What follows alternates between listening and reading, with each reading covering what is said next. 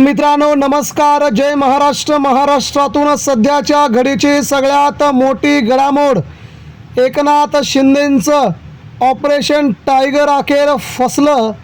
शिंदेंच्या operation टायगरची केली जाते थट्टा। ऑपरेशन टायगर नसून ऑपरेशन गिधाड असल्याची शिवसैनिकांकडून जोरदार टीका। मित्रांनो, कोर्टाचा दणका, 6 गद्दार आणि बंडखोर खासदारांना थेट कोर्टानं फटकारलं। अखेर महाराष्ट्रामध्ये मित्रांनो, शिंदेंसोबत गेलेल्या 6 गद्दार खासदारांना महाराष्ट्रातील सामान्य जनतेकडून तीव्र पडसाद। बातमी सविस्तर मित्रांनो, राज्यात काय घडलंय आणि केंद्रातून सध्या शिंदेंसोबत गेलेल्या गद्दार आमदारांना, गद्दार खासदारांना आता कोणता बसलाय मोठा फटका, जाणून घेऊया। मित्रांनो, शिवसेना प्रमुखांची शिवसेना आता पुन्हा एकदा दुसऱ्यांदा फुटली आणि हे भाजपने आणि एकनाथ शिंदेंनी केलेले आहे।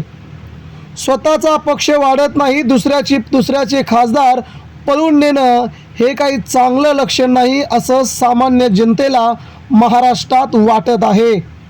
शिवसेना पक्षप्रमुख उद्धव ठाकरे यांनी आपला धनुष्यबाण आणि आपलं चिन्ह आणि आपला पक्ष गेल्याच्या नंतर स्वतःच्या बळावरती महाराष्ट्रामध्ये आपल्या मशाल चिन्हावरती आणि शिवसेना उद्धव बाळासाहेब ठाकरे या पक्षाच्या नावावरती तब्बल 9 खासदार निवडून आणले।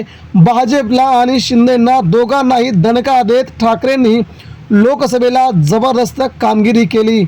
परंतु मित्रांनो, शिंदेंना पराभव जवळ दिसत होता आणि हा पराभव जवळ दिसत असतानाच ठाकरेंचे खासदार आपल्याकडे जर आले तर लोकसभेला आपल्याला खूप मोठा फायदा होईल, असं म्हणून शिंदेंनी या खासदारांना आज फोडलं आणि हे 6 खासदार ठाकरेंशी गद्दारी झाले।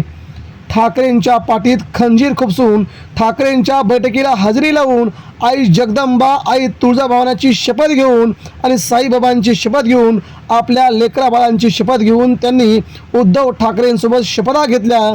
परंतु शेवटी गद्दारी रक्तात असलेली होती आणि शेवटी गद्दार झाले, असं सध्या शिवसेना नेते संजय राऊत यांनी आपलं मत रोखठोकपणे मांडलं मित्रांनो।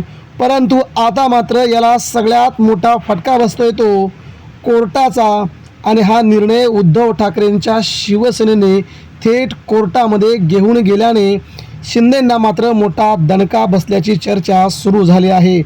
भाजप हे सगळं बघती आहे।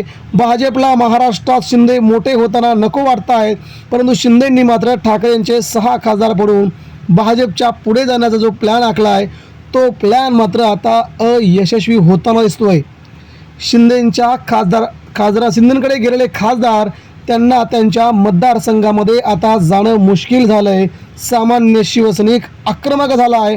आम्ही आमच्या रक्ताचं पाणी करून, आम्ही आमचे स्वतःचे पैसे खर्च करून तुम्हाला निवडून आणलं आणि तुम्ही अशी गद्दारी करता, म्हणून सामान्य शिवसैनिक संतापले आहेत।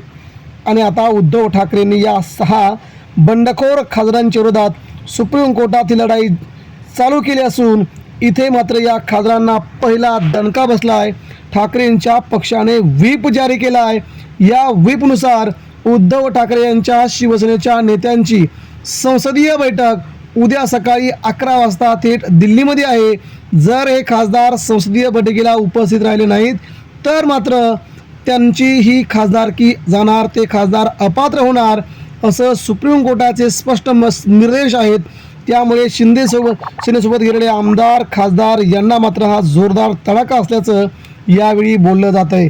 मित्रांनो, आता ही लढाई थेट सुप्रीम कोर्टामध्ये लढायचं उद्धव ठाकरे यांनी ठरवलं आहे।